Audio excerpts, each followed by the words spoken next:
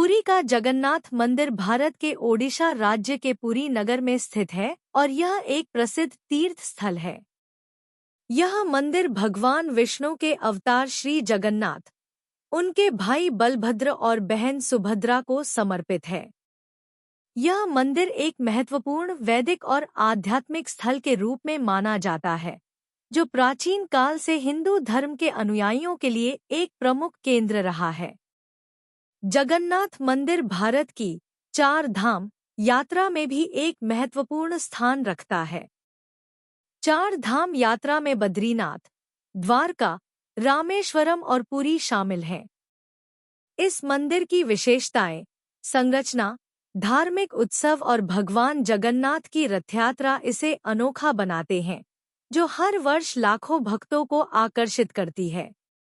मंदिर का इतिहास।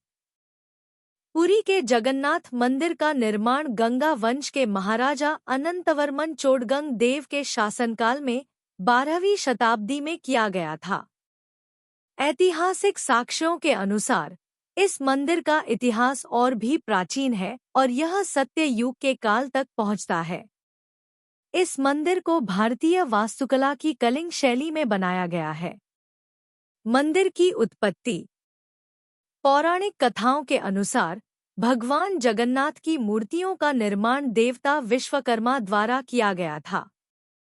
राजा इंद्रद्युम्न, जो महान भक्त थे, उन्होंने स्वप्न में भगवान विष्णु के दर्शन किए और मंदिर बनाने का संकल्प लिया। भगवान ने उन्हें एक पवित्र नीम के पेड़ से मूर्तियां बनाने का निर्देश दिया। इसके बाद विश्वकर्मा, देवताओं के शिल्पकार, मूर्तियां बनाने आए। मूर्तियों के पूर्ण होने से पहले विश्वकर्मा ने काम अधूरा छोड़ दिया, जिससे मूर्तियां अपूर्ण रहीं। यही कारण है कि आज जगन्नाथ, बलभद्र और सुभद्रा की मूर्तियां बिना हाथ पैर के दिखाई देती हैं। मंदिर की विशेषताएं। जगन्नाथ मंदिर की कई अद्भुत और रहस्यमय विशेषताएं हैं, जो इसे अन्य धार्मिक स्थलों से अलग बनाती है। चक्र और ध्वज का रहस्य। मंदिर के शिखर पर स्थित सुदर्शन चक्र और ध्वज हमेशा हवा के विपरीत दिशा में घूमते हैं। यह अद्भुत दृश्य विज्ञान के नियमों को भी चुनौती देता है।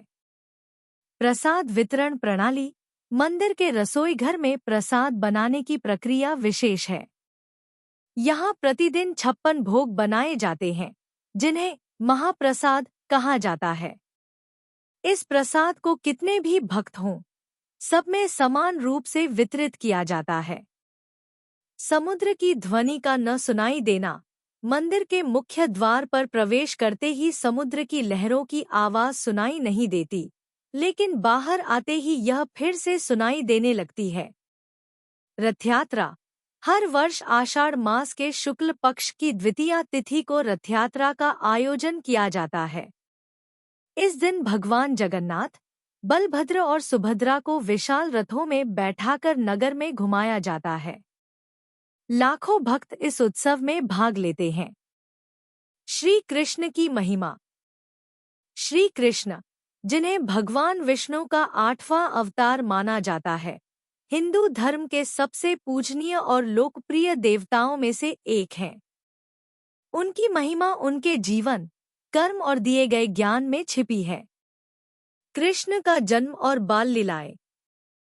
कृष्ण का जन्म द्वापर युग में मथुरा नगरी के राजा वसुदेव और रानी देवकी के घर हुआ। उनका जन्म कंस के अत्याचार को समाप्त करने और धर्म की स्थापना के लिए हुआ। बालकृष्ण की अनेक लीलाओं में माखन चोरी, गोपियों के साथ रासलीला और कालिया नाग का वध प्रसिद्ध है। कृष्ण और महाभारत। कृष्ण की सबसे महत्वपूर्ण भूमिका महाभारत में दिखाई देती है। युद्ध के समय उन्होंने अर्जुन को भगवद गीता का उपदेश दिया, जो आज एक महान धार्मिक और आध्यात्मिक ग्रंथ के रूप में मानी जाती है। गीता में उन्होंने कर्म के महत्व, ज्ञान और भक्ति का संदेश दिया। कृष्ण की भक्ति और प्रेम। कृष्ण की महिमा उनके प्रेम और भक्ति में भी है। उनकी गोपियों के साथ रासलीला और राधा के साथ उनका आध्यात्मिक प्रेम अनेक भक्तों के लिए प्रेरणा का स्रोत है। भक्ति मार्ग में कृष्ण को प्रिय मित्र, गुरु और रक्षक के रूप में पूजा जाता है। प्रेरणा और आध्यात्मिक संदेश। जगन्नाथ मंदिर और श्री कृष्ण की कथा का संदेश यह है कि भक्ति, प्रेम और सच्चे आचरण से जीवन को सफल बनाया जा सकता है। कृष्ण द्वारा दी गई गीता का ज्ञान और जगन्नाथ मंदिर के उत्सव और संस्कृति का संदेश हमें सांसारिक मोहमाया से ऊपर उठकर धर्म के मार्ग पर चलने की प्रेरणा देता है। अंतिम शब्द। पुरी का जगन्नाथ मंदिर और श्री कृष्ण की महिमा भारत की आध्यात्मिक धरोहर का अमर प्रतिबिंब है। ये दोनों प्रेरणा के अमर स्तंभ हैं, जो मानवता को सत्य, प्रेम और भक्ति के मार्ग पर चलने का संदेश देते हैं। हर व्यक्ति को अपने जीवन में कम से कम एक बार इस पवित्र मंदिर का दर्शन करना चाहिए और श्री कृष्ण की कथा को अपने जीवन में अपनाना चाहिए।